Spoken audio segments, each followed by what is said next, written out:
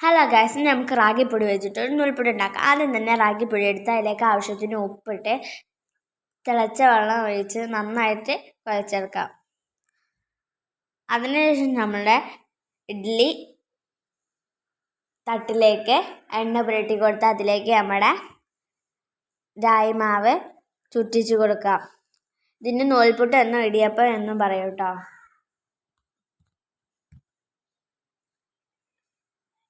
റായി നല്ല ഹെൽത്തി ഫുഡാണ്. ചുറ്റിച്ച ശേഷം ഓരോരോ തട്ടുകളാക്കി വെക്കാം കേട്ടോ.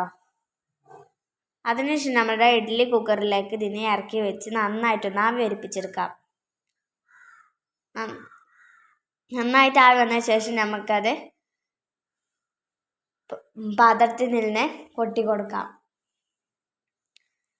അങ്ങനെ കൊട്ടിയെടുത്തു.